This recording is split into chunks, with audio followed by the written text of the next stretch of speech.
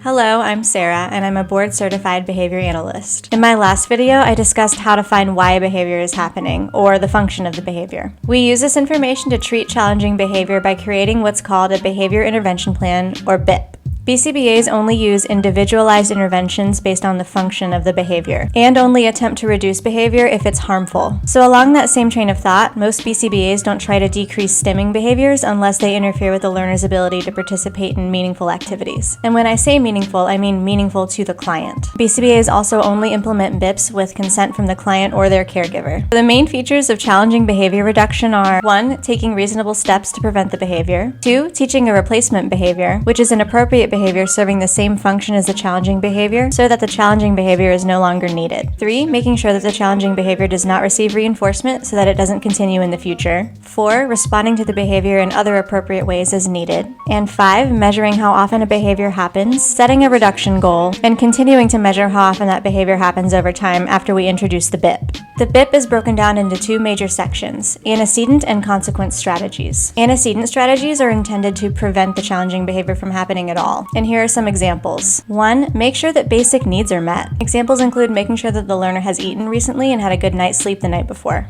2. Give the learner what they want before they use challenging behavior to attempt to get it. For example, if the learner usually engages in hitting to get attention, give the learner attention before that behavior starts to happen. Number 3. Grandma's Law. This is especially useful for behaviors reinforced by access to a tangible. It simply means communicating to the learner, first do something less preferred and then you can have your way. Using succinct first-then language is really important. One example is, first take a bath, then you get to play. Number 4. Priming. This means giving the learner a heads up when something non-preferred is coming soon. This could include a transition, the removal of a toy or preferred activity, or the presentation of a task. You could communicate this to the learner by saying something like, 5 more minutes of watching TV and then we have to go to the store.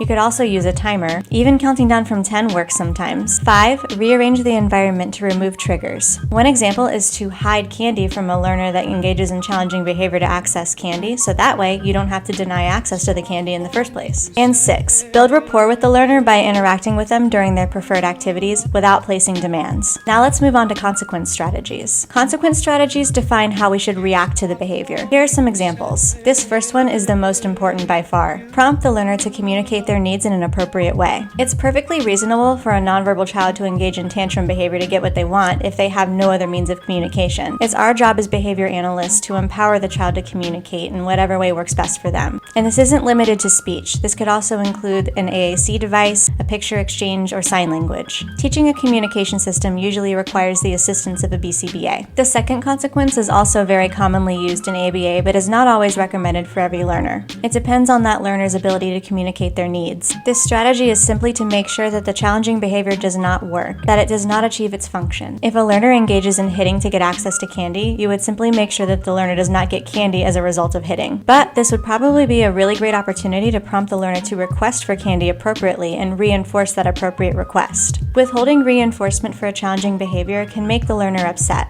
And depending on the learner and the behavior, it could cause a dangerous escalation in the behavior. So if you want to use this strategy on severe behavior, please consult with a BCBA. This strategy is also not recommended for use on learners who have no other way to communicate except by engaging in challenging behavior. So that's why teaching appropriate communication is the most important step. Other consequence strategies can include crisis management procedures, such as blocking dangerous behavior or removing dangerous items from the environment. A BCBA will recommend crisis procedures as needed for safety reasons, but should not recommend any interventions that are overly restrictive or punitive. As I mentioned before, the BCBA or RBT will collect data on how often that behavior is happening prior to the introduction of the BIP. And then the BCBA or RBT will continue to track how often that behavior is happening after the BIP is introduced to see if that BIP is working or not. If the BIP doesn't start to work after a certain amount of time and that behavior isn't reducing, the BCBA will step in and make additional changes to the BIP and continue to measure it over time. So that's my crash course in treating challenging behavior using ABA. Don't forget to like and subscribe. Thanks for watching.